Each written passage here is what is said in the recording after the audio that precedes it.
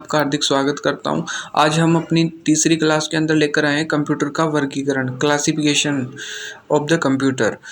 इसके अंदर हम आपको बताएंगे कि कंप्यूटर को विभिन्न प्रकार से टाइप्स के आधार पर जो है अलग अलग भागों में, उसके आकार के आधार पर, उद्देश्य के आधार पर और अनुप्रयोगों के आधार पर 3 भागों में डिवाइड किया गया।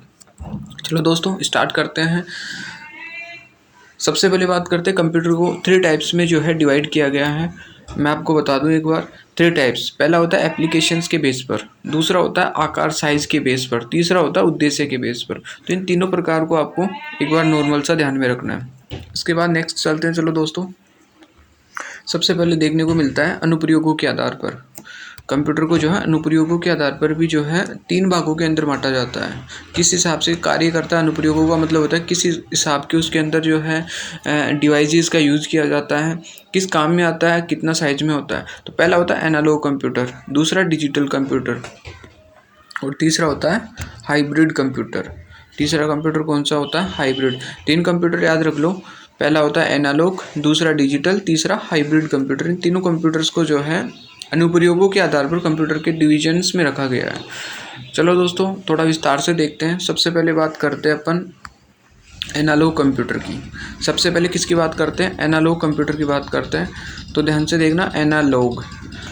इस कंप्यूटर का मुख्य रूप से जो यूज़ किया जाता है ना, वो किया जाता है भौतिक राशियों के माप, दाब है, लंबाई है, विद्युत प्रवाह है आदि को मापने के लिए जो है इस एनालॉग कंप्यूटर का यूज़ किया जाता है। दूसरी बात मैं आपको बता दूं, अपने जो नॉर्मल लाइफ के अंदर यूज़ होने वाले जितने भी मीटर्स होते हैं ना, जैसे कह सकते हैं उन्हें थर्मोमीटर हो गया और जैसे स्पीडोमीटर हो गया और वोल्ट मीटर वगैरह, एनालॉग कंप्यूटर के ऊपर ही या एनालॉग जो कंप्यूटर्स हैं उसी पे बेस्ड होते हैं। दोस्तों इसके अंदर शायद कोई डाउट नहीं रहा होगा। नेक्स्ट बात करते हैं अपन डिजिटल कंप्यूटर की। नेक्स्ट देखते हैं डिजिटल कंप्यूटर।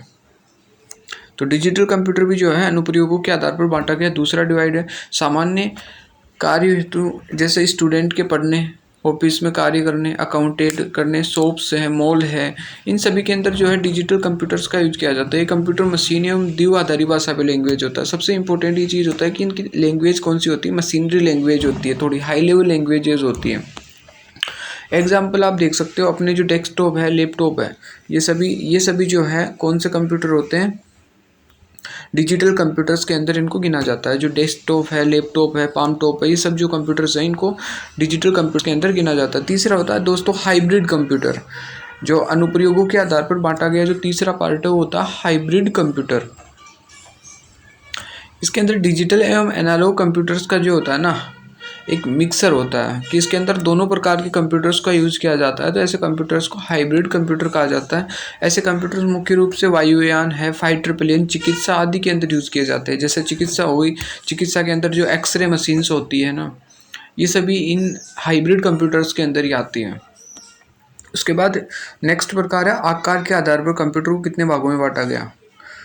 तो दोस्तों एक बार देखना, आकार मतलब कंप्यूटर की साइज कितनी है, जो कंप्यूटर जगह कितने घेर रहा है उसके आधार पर जो है इसको कितने भागों में डिवाइड किया गया। तो ओपन देखने को नेक्स्ट देखते हैं।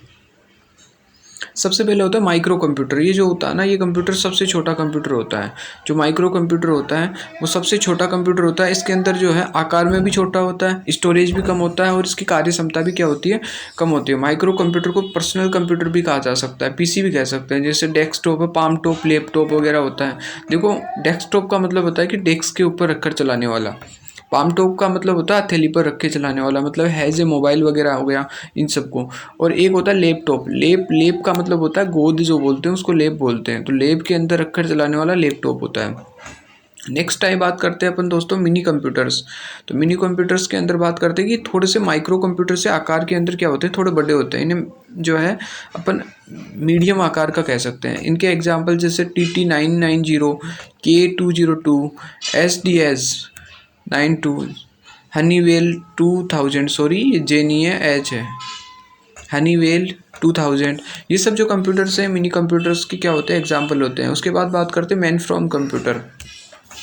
जो मेन फ्रेम कंप्यूटर है थोड़ा सा डिजिटल होता है और थोड़ा सा जो है आधुनिक तकनीक से बनाया होता है। इसके अंदर अधिक स्टोरेज क्षमता होती है और इसकी गति भी तेज होती है। अधिक कार्य क्षमता होती है, इनके कारण ये बिग आयरन के नाम से जाना जाता है। सबसे इंपॉर्टेंट चीज़ होती है बिग आयरन। कौन से कंप्यूटर्स को कहा जाता है? तो मेन फ्रेम जो कंप्यूटर्स होते हैं उनको बिग आयरन के नाम से भी जाना जाता है। इनके एग्जाम्पल्स जैसे मुख्य रूप से IBM जो होता है ना, इसका सबसे अच्छा उदाहरण है। तो जो IBM कंप्यूटर है, IBM जो है ये मेन फ्रेम कंप्यूटर का उदाहरण है। इसके अलावा CDC भी है, SDS92 भी है। फिर बात आती है सुपर कंप्यूटर्स। देखो दोस्तों, यहाँ मैं क्लासिफिकेशन के हिसाब से आपको इतना ही बताऊंगा सुपर कंप्यूटर्स, ठीक है। तो बाकी वैसे अपन नेक्स्ट क्लास के अंदर कल माइक्रो प्रोसेसर और सुपर कंप्यूटर के ऊपर एक पूरी क्लास दूंगा। तो अभी फ़िलहाल आप इतना जान लो, सुपर कंप्यूटर के अंदर वैज्ञानिक है, मौसम वगैरह होता है, जो नई नई खोज करते हैं, लैब्स होते हैं बड़े बड़े, उनके अंदर जो है सुपर कंप्यूटर्स का यूज़ किया जाता है। इसका जो मुख्य एग्जांपल है CDC 6600। पहला जो सुपर कंप्यूटर था उसका नाम क्या था? CDC, जो अमेरिका के अंदर बना था। ठीक है दोस्तों। तीसरा प्रकार उद्देश्य के आधार पर होता है। जो कंप्यूटर्स का जो तीसरा प्रकार होता है वो उद्देश्य के आधार पर आपको जो है कंप्यूटर्स डिवाइडेड किया जाता है। तो इसके अंदर कोई खास है नहीं, यहाँ से क्वेश्चन नहीं बनते। इसके अंदर उद्देश्य के आधार पर नॉर्मल जो बेसिक इन्फॉर्मेशन होती है वैसे बनाया जाता है कि आपको कंप्यूटर किस हिसाब से यूज लेना, कौन से सेक्टर में यूज लेना, तो सब चीज़ें बताई जाती हैं। तो वो ज़्यादा इंपॉर्टेंट नहीं है। चलो दोस्तों, थैंक यू।